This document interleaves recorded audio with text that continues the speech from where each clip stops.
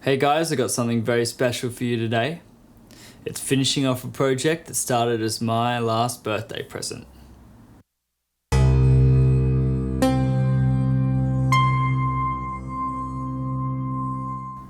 What is it, you may ask? Well, it's another Telecaster type guitar. So, this guitar at the moment just has basic hardware and obviously strings and stuff, but no electronics. So today that's what we're going to be doing. A little bit about the guitar. Got it for my last birthday present, as I said. It is made from Ace Guitar Parts, who are Australian. I think they get their guitar parts made in Japan or source them from a Japanese factory. So we've got an outer body and a maple neck. The neck shape is based on the Fender Hot Rod Telecaster neck. So it's a bit chunkier than any of the necks of my other guitars. It has medium jumbo frets and a 10-inch radius. But it feels great, these strings, and will, stay feeling great, hopefully. So my dad finished the guitar. You can see it's this kind of close to a Daphne blue, not quite colour. So that's a spray finish and a satin coat over the top, spray as well. The neck was finished with a slight tint and a wipe-on satin poly. So what are we going to put in this guitar? What I've got here, some Seymour Duncan Antiquity II Telecaster pickups that I picked up secondhand on eBay. They're in great nick. Now I was originally going to use this 4-way switch before I bought the pickups. The problem is standard pickups like these don't come with a separate ground for the neck pickup. And to get the separate ground in order to use 4-way switching, I'd have to cut the current ground and add a wire, which I wouldn't mind doing if these pickups didn't cost so much. So at this point, I'm going to use this 3-way switch I took out of my last Telly and see how I like the pickups. If they stay, I might add the 4-way switch. If not, I might get some custom wound pickups, maybe Creamery, maybe Curtis Novak, maybe some more Breelys. So enough talking, I am going to start putting this guitar together.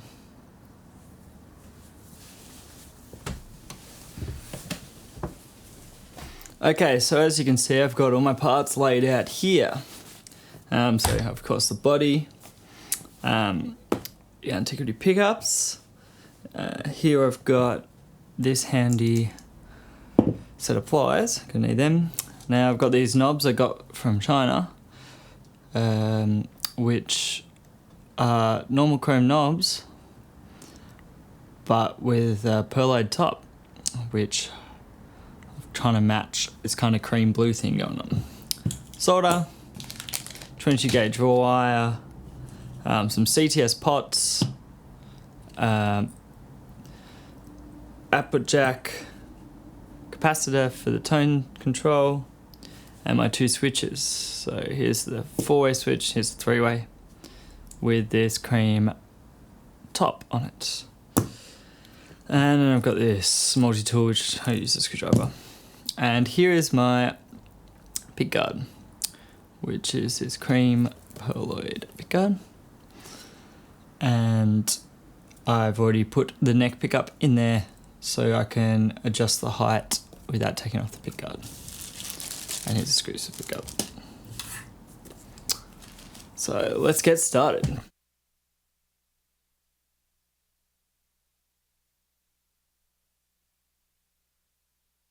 Okay, so the first thing is I have to take off the bridge to fit the pickup in, and also going to shield the bridge and neck cavities.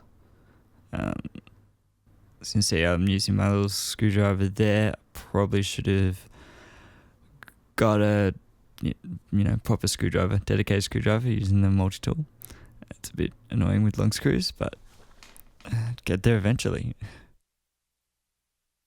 And just a little about this bridge. It is a proper Fender bridge, but has compensated saddles instead of the stock saddles, which helps get more accurate intonation. As with only 3 saddles, tellies can be prone to having, problems with intonation because you can't get the 2 strings on the same saddle the exact proper length they need for good intonation. So with compensated saddles, it actually has these ones have a little twist so that the actual string sits on the saddle at a different point compared to the other string on that same saddle. That kind of makes sense. So yeah, this is the bridge pickup.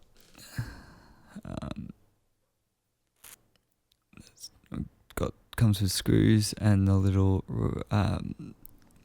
kind of rubber grommet things, which is what I use instead of screws. A lot of people use screws. I think it's personal preference. The good thing about using the grommets is they don't cause any noise at all, and whether you'll be able to hear any screw noise is debatable.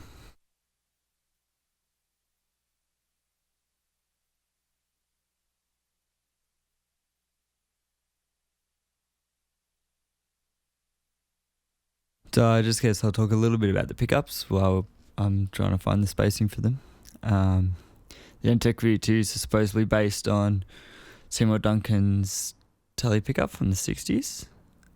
They use Alnico 5 magnets and are wound to around 6K. I think these, from memory, the bridge was 6.4 and the neck was 6.6. They all come with their windings written on the back. I've just forgotten what they say. And then they're also aged. So the various things, I think a bit of magnet strength loss and dirtying up the pickups and a few other things to give them that aged quality, as if you had the pickups for 30, 40 years. So here I'm shielding the cavities. Now, what the shielding does is basically work like a Faraday cage and attracts noise and sends it to ground. So, but the issue with that is it can affect the magnetic field of the pickups. So what I'm doing with these, I'm just shielding the underneath of the pickup, where some people shield all the way up around the sides, shield the entire pickguard, but I kind of went conservative on the shielding, just enough to make a difference, but not affect the magnetic field too much. These are very subtle things and very debatable depending on the pickups, strength of the magnets, etc., etc. I think mostly what you'd get is a little loss in high end. But yeah, debatable. And all of these, I solder a wire to them and then ground them to the same ground that the bridge plate is grounded to, which is the back of the pot, which you'll see me do later. But that way that they're all getting sent to the same ground and making sure that noise isn't getting fed somewhere else. And it's something I've needed to do. Most of my life, none of my guitars have had shielding, but in this room, I think my computer causes noise, my monitors cause noise, just with all the equipment in here. Shielding is a must, especially with single coils, as I've noticed that noise is more prevalent than the 60 cycle hum.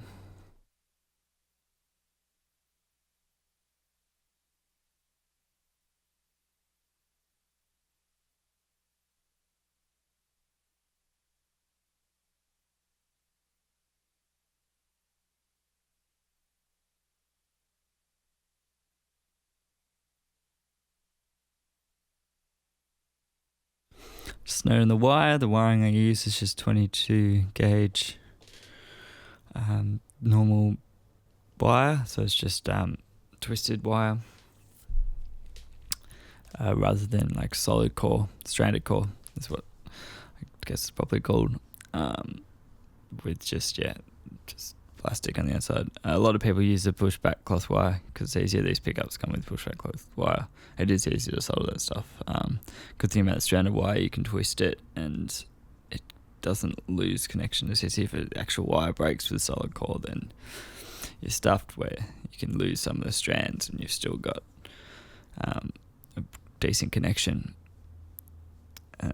So yeah, I think I just got on eBay. It was like a couple of dollars. Like, it's really cheap. It's not an issue, and I haven't had any issues with it. I know some people like using shielded wire for the end from like the control plate to the output. I think this is probably more effective in guitars that have switches up the top, like a Les Paul, where it's a long distance, whereas it's a really short distance to the output jack on a Telecaster. So I don't see how shielding would really help there, like shielded wire, because your pickups are gonna pick up way more noise than the shielding would.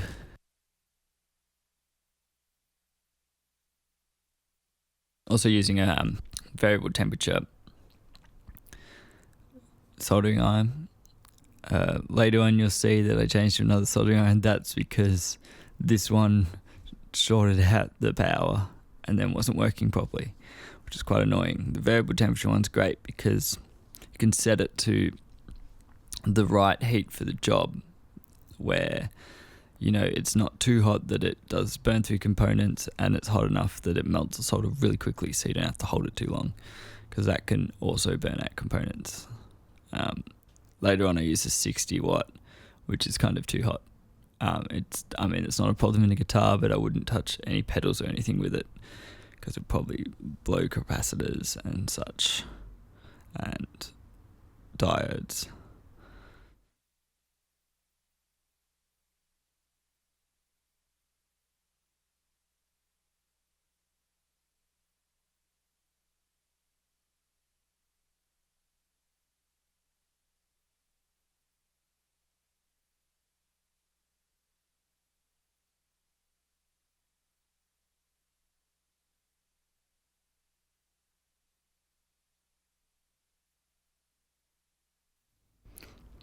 One thing slightly annoying about these pickups, in their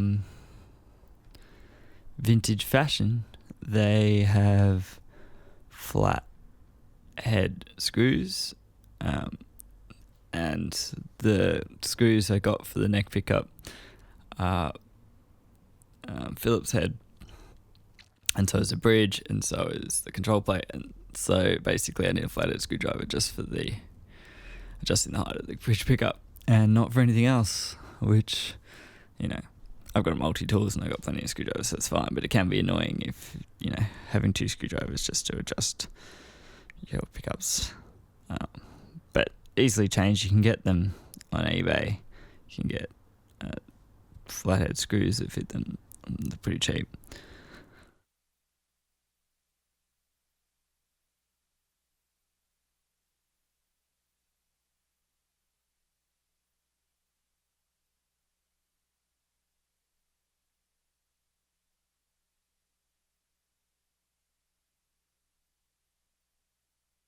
Now moving on to the neck pickup. As you see, I've already mounted the neck pickup into the pickguard. This isn't the normal way. I would say most people choose to screw the neck pickup into the wood, but I just like being able to adjust it from the pickguard. I tend to adjust my guitars a lot. Depending on the situation, I get pretty picky with that, so just ease of use there. And I don't mind the look of having screws in the pickguard. A lot of people want the traditional telly just coming through, but I don't mind it with the screws. It's just a lot easier, not having to worry about screwing to the wood. I found this a bit tricky. Just the cloth on the wire. Struggled to fit it through as easily as I'd hoped.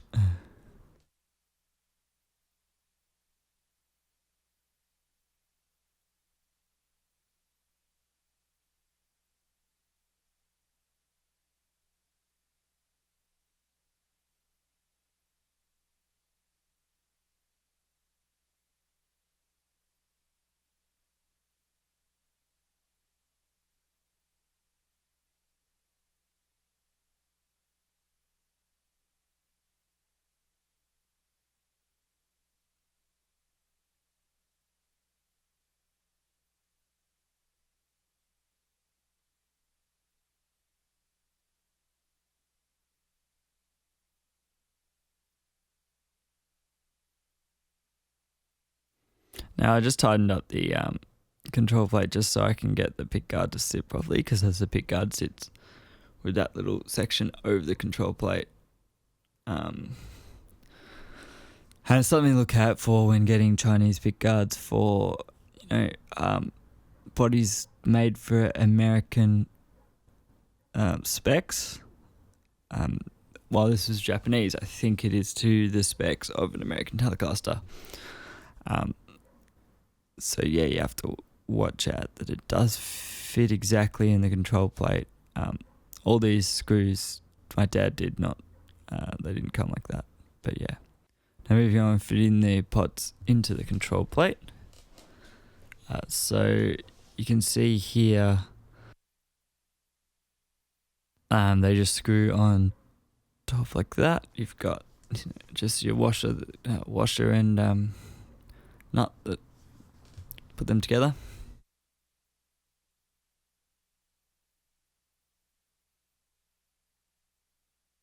These are CTS pots.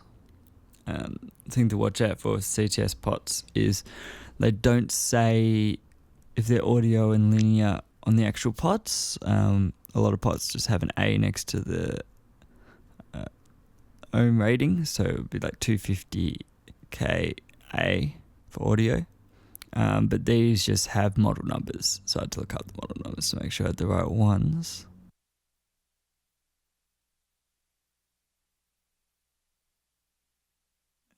So yeah, here's the switch. So as I said earlier, I couldn't use the 4-way switch, so I'm just taking the screws out of it so I can use this whole 3-way switch that was in my old telly, which you would have seen in nearly all of my videos before I put the 4-way switch in. Now, obviously I forgot I have to turn the pots around, but it's been a long day. So just normal 3-way switch. I got the switch knob from a guy in Sydney, I think. I think it was made in China, but I thought it fit with it. The cream pick guard, and the cream purloined knobs. I just thought, yeah, this all fits together. I mean, they're all slightly different kind of tints, but I was happy with the end result. And as you can see, I started using a screwdriver much more suitable to the application.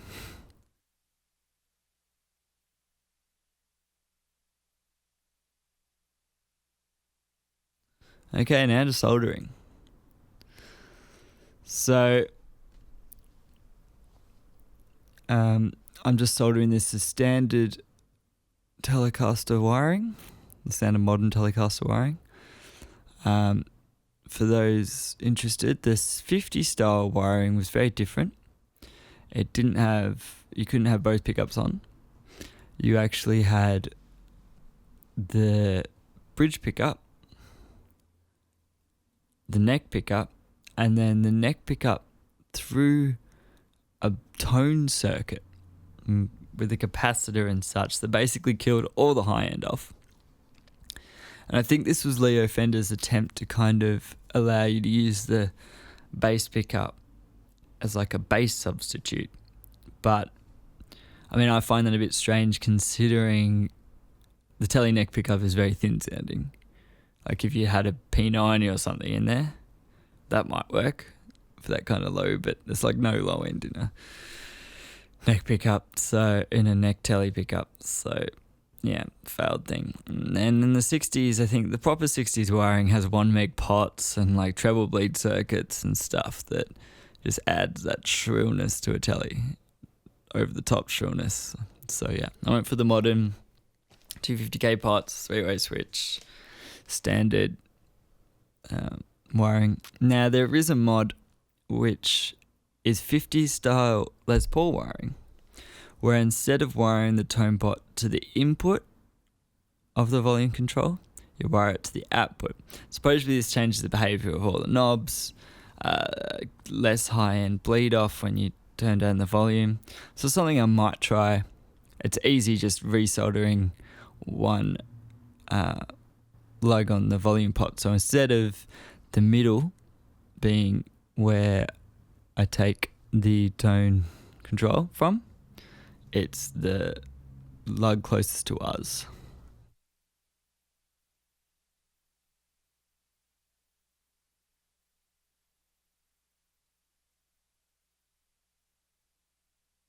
Now I did get, this was a bit tricky getting the wire to feed through. I just used a bit of wire off that I had lying around. This is just bare wire. Just for the intricate stuff rather than trying to strip little bits of wire.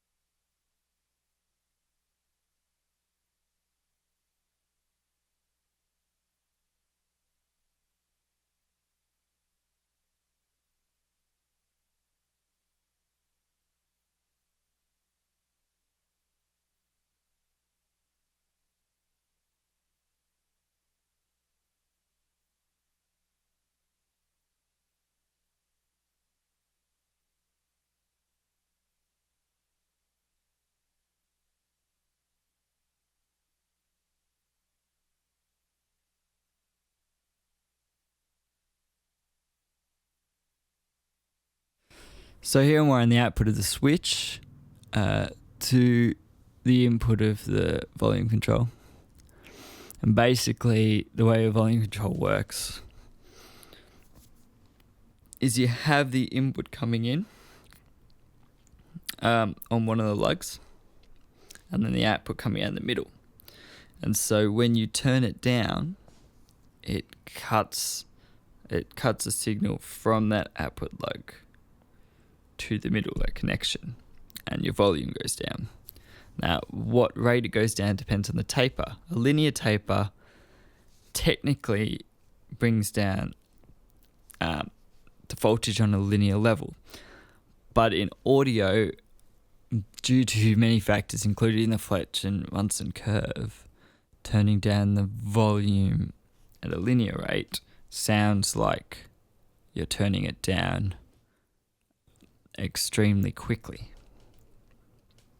So we use audio taper pots, which are log pots, which basically taper down very, very little until a certain point and then fall off greatly, which sounds more natural to us. And yeah, next wiring up that volume control from the input of that volume control to the tone control. The tone in this case is linear, because frequency we want to be affected at a linear level rather than as an audio taper pot, because otherwise it would not do anything for a while and then suddenly you've got heaps to roll off.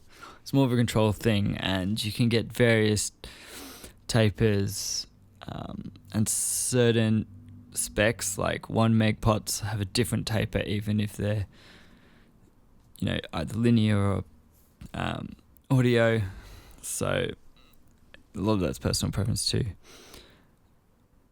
These are both 250k pots. They inhibit a kind of high-end roll-off as there's more resistance, even at full. But for a telly, especially a bright telly like this, it's generally fine. For humbuckers, you generally want 500k pots. They allow a little more high-end to make up for the fact that humbuckers don't have much high-end in their signal.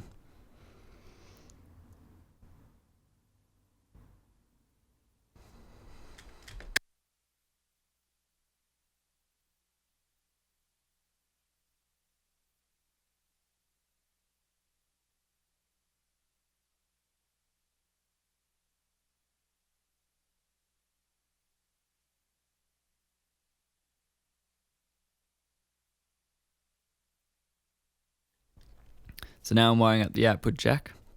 It's probably one of the harder things to do. Not so much the wiring, but actually getting it in the cup that it sits in telly, because it sits in a cup on the inside. It can be a little bit tricky just because you can't really get tools in there that easily. There is a special spanner you can get for that. I don't know, but I had to use pliers, but a special spanner for that. So like I said before, you've got this output lug, so it's coming out of the output lug down that cable to the output where it connects to your guitar lead. And so that mod I was talking about before is where you see the tone pot's plugged in, soldered in. You just move that to that output lug, so the middle lug from the outside, and it changes the effect. So I've never played a telly with that mod. It's something I found on premierguitar.com. There's actually a few cool wiring things for tellies there, so and Gibsons and various other guitars. So if you want something a bit different for your guitar, just check out Premier Guitar. Their articles are great on that thing.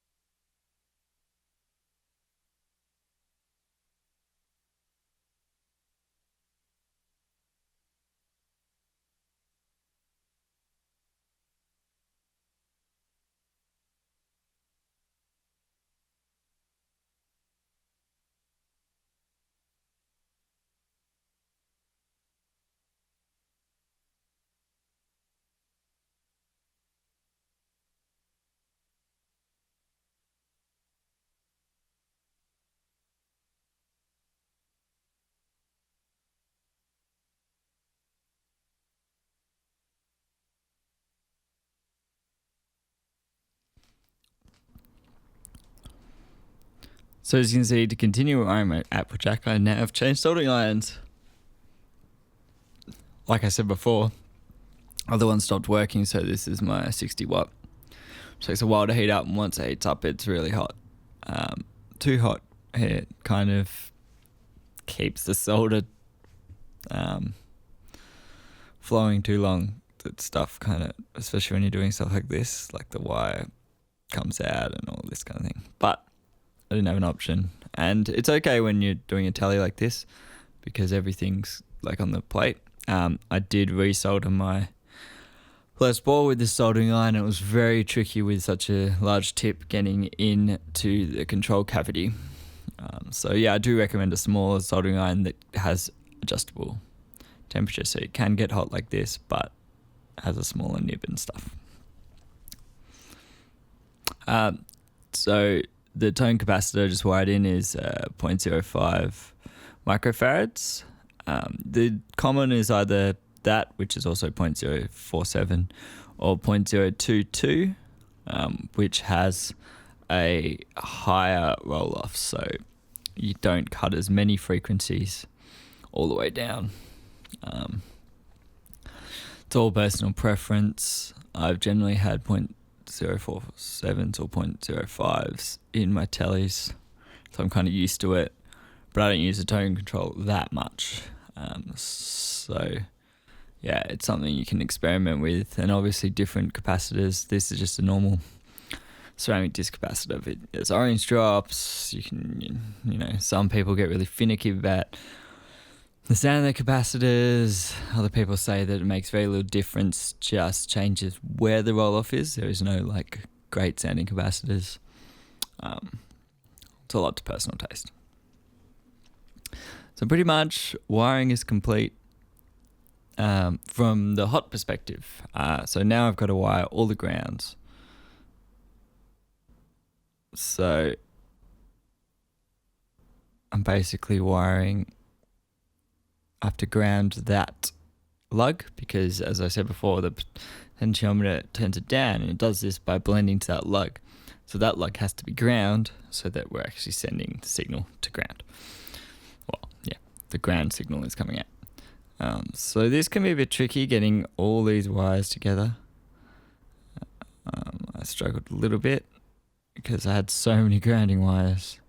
The important thing is you have to scratch a bit of the back off the pots so that the solder actually sticks to it, because the shiny surface might not allow it to stick to it very easily. So I try to twist these all together and ground them all together.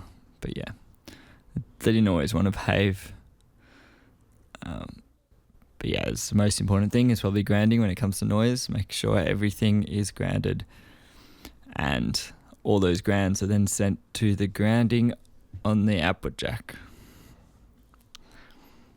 which you can see I've wired there to the back of the tone pot.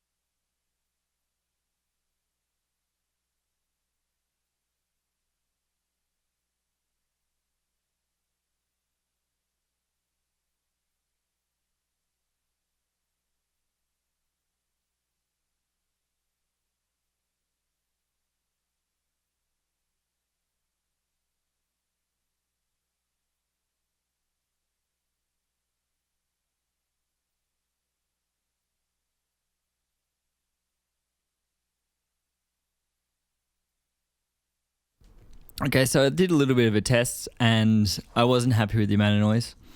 So I thought I'd shield the control cavity too, similar to before, just the bottom.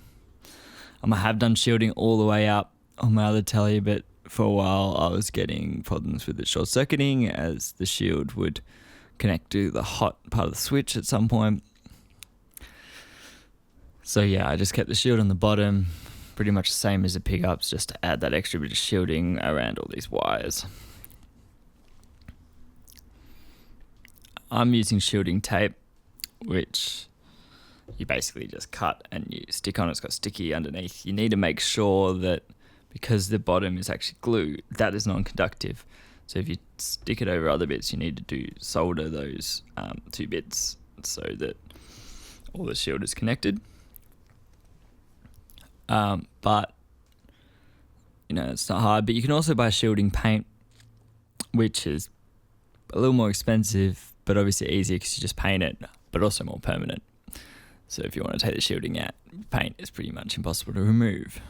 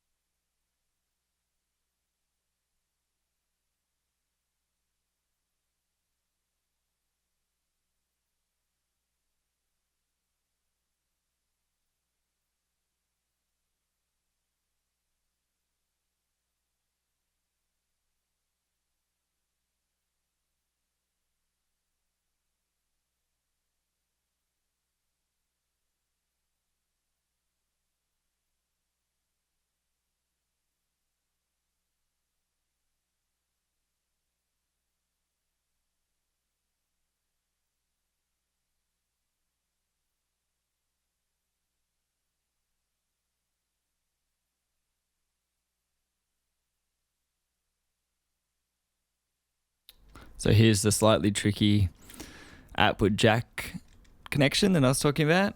Just pushing it through on one side, connecting it, and then doing up the nut on the other side. It's a bit fiddly, but this was done easier than some of my other times I've done it. I think I've changed the output jack in my Tele twice, and that was a big hassle, where this kind of went in pretty easy, which was nice. So now we're on reassembly and putting the knobs on.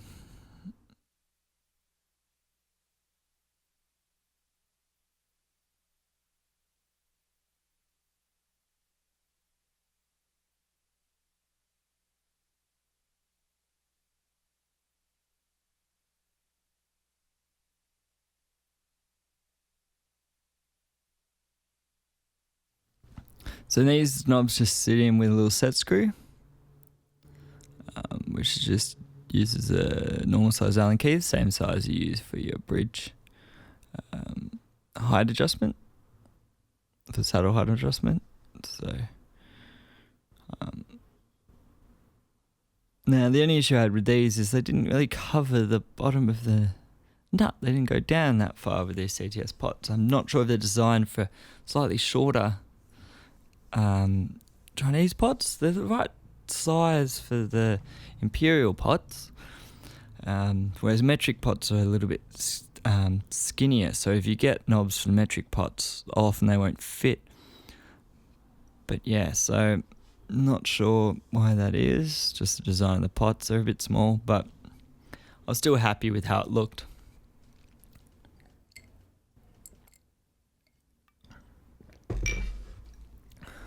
I was a bit loose, so I was just tightening a little bit too.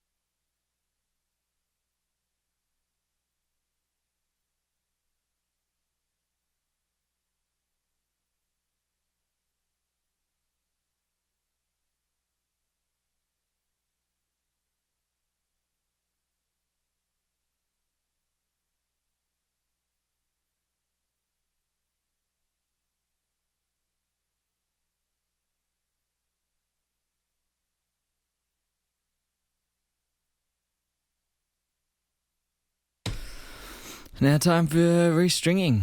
I used only ball 9 to 46s, the hybrid sets. So they're basically the regular set on the lower strings and then the 9 set on the higher strings. And I find it just drops the tension enough that bends really easily. My dad doesn't like them. He finds it bends too easily. But I like a little bit of give, and I like doing huge bends, so they suit me. Having vintage tuners that this guitar has, you do have to cut the strings to length before you put them in the tuners. It can be a pain in the ass.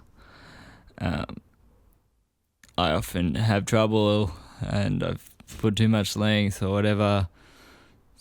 You know, it is a lot easier with old style tuners, but these look how good.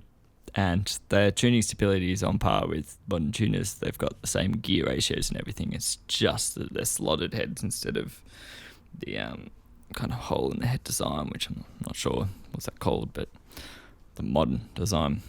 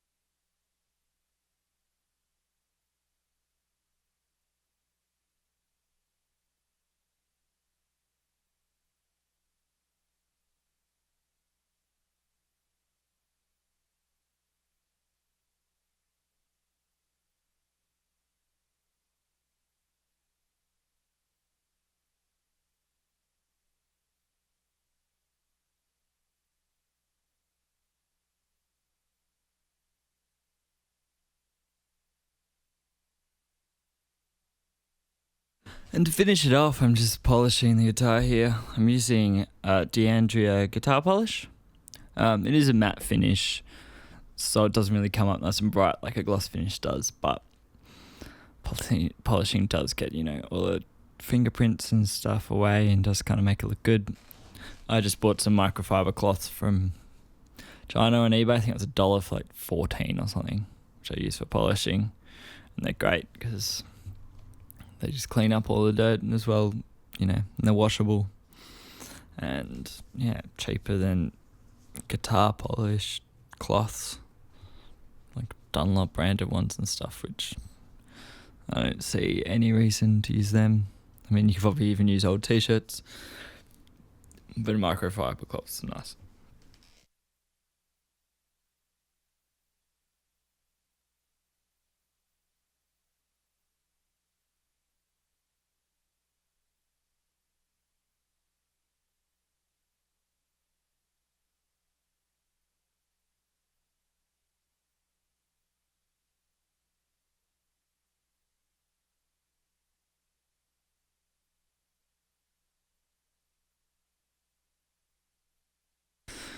So while I finish polishing this, I just say thanks for watching. I know it's been a kind of long video and kind of boring in parts, but yeah, if you want to, you know, look at how I wired up this telly, it's good. It's not as hard as it seems. I just use the Seymour Duncan wiring diagram and you just follow it. Yeah, I mean, getting your soldering skills up, I'm not great at soldering by any stretch, but the more you do it, the easier it becomes. And yeah, I should hopefully get a demo of this guitar out in the next few days. I'm just going to play it clean and through my pedal board as well, just to give you an idea. So thanks for watching, guys, and check out my other videos.